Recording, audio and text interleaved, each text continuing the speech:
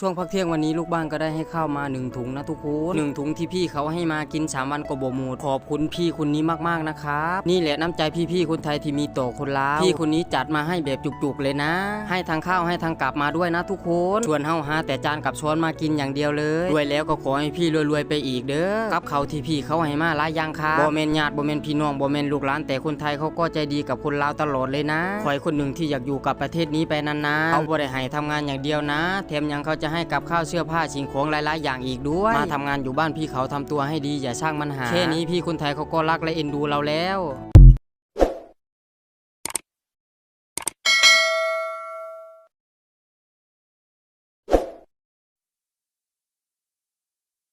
คลิปนี้เบาบางอยากมาถาม FC ทุกคนพ่อแม่พี่น้องทุกคนที่รับชมเบิ่งวิดีโอของเบาบางนี้เนาะเป็นหยังคนไทยกับคนลาวหรือว่าคนไทยจึงฮักแพงคนลาวเนาะจึงเมตตาต่อคนลาวเพราะว่าจะเป็นกับข้าวเพิ่นก็เอาให้ฟรีเนาะแล้วก็พวกเสื้อผ้าเพิ่นก็เอาให้ฟรีพ่อแม่พี่น้องเนาะ เอาไปเบิ่งวิดีโอของบ่าวเพิ่นเลยพ่อแม่พี่น้องเนาะบ่าวเพิ่นได้เว้าสู่ฟังว่ากับข้าวอิหยังเพิ่นก็เอาให้ฟรีคนไทยเนาะเพิ่นใจดีแฮงพ่อแม่พี่น้องเนาะแล้วก็แถมเพิ่นยังให้เสื้อผ้าพร้อมเนาะขอแต่อย่าสร้างปัญหาเพิ่นว่าพ่อแม่พี่น้องใครมีความคิดเห็นจั่งใดแหน่แสดงความคิดเห็นมาได้พ่อแม่พี่น้อง สวัสดีครับสบายดีพ่อแม่พี่น้องทุกคนทุกท่าน FC ที่อยู่ต่างประเทศและอยู่ภายในประเทศเนาะมื้อนี้มาพบกับเบาบ้างคือเก่าเด้อพ่อแม่พี่น้องมื้อนี้เบาบ้างก็จะนำเสนอวิดีโอที่เบาบ้างเว้าในข้างต้นนั่นแหละเนาะให้ได้เห็นให้ได้รู้ให้ได้รับชมไปพร้อมๆกันเนาะคนไทยคือคนที่ใจดีเนาะก็มีบ่าวผู้หนึ่งเพิ่นได้ทำงานที่ประเทศไทยเนาะเพิ่นก็เลยว่าอ่า ได้มีนายจ้างเนาะได้มีเจ้าบ้านที่ใจดีเนาะแล้วเพิ่นได้เอากับข้าวให้เพิ่นว่าเนาะมีแต่อ่บ่าวเพิ่นน่ะไปหาเอาจานมาใส่แล้วก็พร้อมกินเลยเนาะก็คือกับข้าวหลายแฮงเพิ่นว่าเนาะบ่ว่าจะเป็นอาหารการอยู่การกินข้าว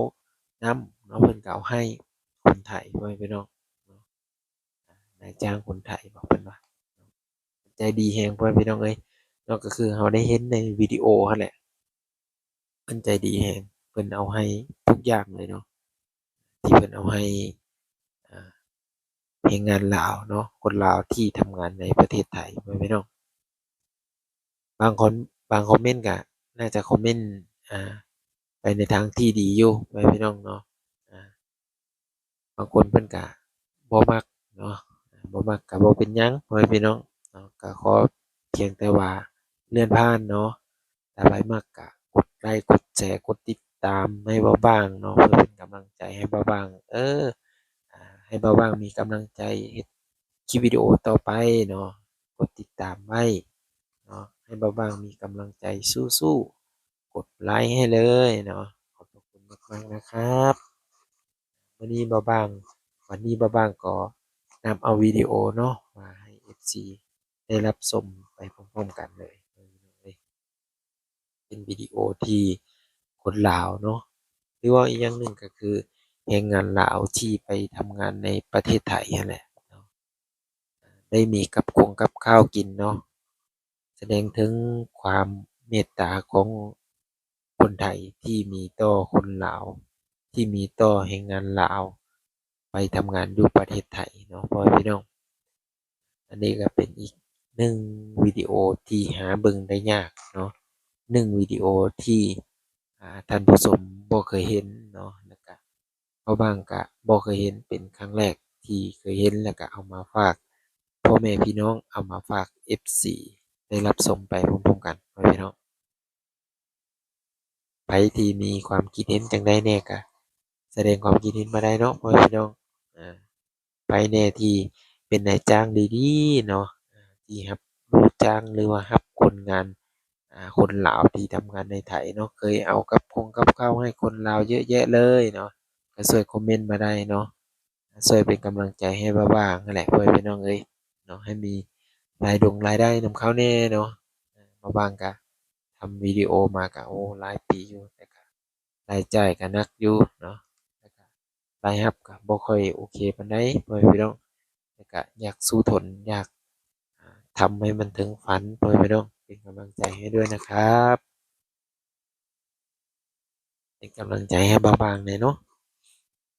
บ่าวบางก็เลยเอามาให้เบิ่ง FC ทุกคนเลยเห็นแล้วก็บ่าวบางก็ถ้าไปทำงานอยู่ประเทศไทยพ่อแม่พี่น้องก็อยากเจอคนดีๆแบบนี้เนาะก็จะรักษาน้ำใจเพิ่นไว้พ่อแม่พี่น้องคือว่าบ่าวบางตอนนี้บ่าวบางก็อยู่ประเทศลาวก็ดีเนาะแต่ก็บ่าวบางก็ยังรักประเทศไทยคือเก่าพ่อแม่พี่น้องถึงว่าบ่าวบางสิบ่ได้ไปทำงานอยู่พุ่นเนาะบ่ได้ไปอ่า ใช้ชีวิตอยู่พุ่นแต่บางบางก็ดีใจที่ได้เห็นเนาะที่ได้เห็นคนลาวอ่ามีคนเมตตาเนาะมีคนไทยเมตตาบางบางก็ดีใจแล้วพ่อแม่พี่น้องได้เห็นแบบนี้ก็ได้เนาะขอเพียงแต่คนลาวเราบ่ไปสร้างปัญหาอยู่พุ่นเนาะนี่ก็เป็นอีกหนึ่งความคิดความเห็นที่หลายๆคนเพิ่นก็แสดงความคิดเห็นมาได้เนาะบางคนเพิ่นว่าไปแล้วก็สร้างปัญหา อันนี้ก็คือจบเลยเนาะเพิ่นก็จะบ่มักในคนลาวผู้นั้นเลยเนาะถ้าคนลาวเราไปแล้วอ่ามีความดุมั่นไปแล้วมีความอดทนเนาะซื่อสัตย์ต่อเพิ่นก็ฮักแพงคือกันเนาะคือกับบ่าวเพิ่นนี่แหละเนาะเพิ่นก็จนว่ามีคนเอากับข้าวให้เนาะพี่น้องคนไทยเอากับข้าวให้ก็ได้พอประทังชีวิต อิ่มไปมื้อหนึ่งก็ว่าได้เนาะเพราะว่ากับข้าวเพิ่นหลายแฮงพ่อแม่พี่น้องเนาะเป็นถุงบักใหญ่ๆพุ่นน่ะหาสิใส่ได้เนาะคนจะใจดีมาให้เราปานนี้เนาะหาได้ยากเด้พ่อแม่พี่น้องเนาะเพื่อจะได้กับข้าวห่อหนึ่งเพิ่นเอากับข้าวให้เราห่อหนึ่งนี่หาได้ยากหลายเนาะบ่แม่นว่าจะหาง่ายๆ no เลยเนาะเพื่อเพิ่นจะมีเมตตาต่อเรานะคนไทยนี่ค่อยเชื่อได้เลยว่า 90%เนาะ99.9พู้นแหละคันบ่ฮอด100ก็ได้เนาะอาที่ว่ามีเมตตาต่อคนลาวนี่นะบ่ว่าจะเป็นกับข้าวอิหยังนี่เพิ่นเอาให้โลดพ่อแม่พี่น้องเนาะบ่ว่าจะย่างผ่านก็ดีเนาะบ่ว่าจะย่างผ่านเนี่ยก็แบบเราหิวข้าวหิวน้ำนี่ถ้าเข้าไปนี่เพิ่นน่าจะช่วยเหลือนะเรื่องกับข้าวกับน้ำน่าจะเพิ่นช่วยเหลือเนาะเพราะว่าเห็นหลายๆคนที่ แบบบ่มีเนาะบ่มีเพิ่นก็เอาให้เนาะเอาให้กินพอประทังชีวิตไปมื้อๆขอเพียงแต่เจ้าสู้งานให้เพิ่นเนาะเพิ่นก็จะมีความเมตตาต่อเรานั่นแหละเนาะอันนี้ในความรู้สึกของบ่าวบางนะในความคิดของบ่าวบางแต่บ่ฮู้ว่าในความคิดของพ่อแม่พี่น้อง FC ทุกคนทุกท่านนี่จะแสดงความคิดเห็นมาอย่างใดแน่เนาะเพื่อให้เป็นแนวทางเพื่อให้คนลาวที่ทำงานในประเทศไทยนั้น มีแรงบันดาลใจสู้ต่อเฮ็ดเวียกเฮ็ดงานต่อเนาะก็ช่วยคอมเมนต์มาได้บางทีเขาอาจจะเลื่อนมาเห็นวิดีโอของบ่บางเว้าอยู่นี่นะเขาอาจจะมาเห็นแหละก็จะมีกำลังใจสู้ต่อไปเนาะมีคติเตือนใจให้เขาแน่เนาะช่วยคอมเมนต์มาได้เนาะบางทีเขาอาจจะแบบบ่รู้จักหยังเลยพ่อแม่พี่น้องเนาะถ้า FC คอมเมนต์ก็ ถ้าเพิ่นมาเลื่อนอ่านอันนี้มันบ่ถูกอันนี้มันบ่ถูกก็คือกันกับเบาบางนี่แหละเบาบางก็อยากให้ FC พ่อแม่พี่น้องแสดงความคิดเห็นมาได้เนาะบางทีเบาบางเว้าผิดก็เบาบางขอโทษขออภัยหลายๆพ่อแม่พี่น้องก็ต้องมีผิดพลาดอยู่แล้วแหละคนเรานะเนาะในคำเว้าคำจาของเบาบางอะนะเบาบางก็เลยเห็นวิดีโอแล้วก็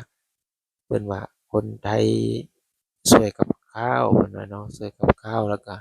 บ่ว่าจะเป็นเสื้อผ้าเพิ่นก็ช่วยเพิ่นว่า ช่วยให้ได้นุ่งให้ได้อิ่มท้องเนาะเพิ่นก็แบกมาถุงบักใหญ่ๆหนึ่งพ่อแม่พี่น้องข้อยเห็นตอนข้อยไปไทยตอนนั้นน่ะเพิ่นก็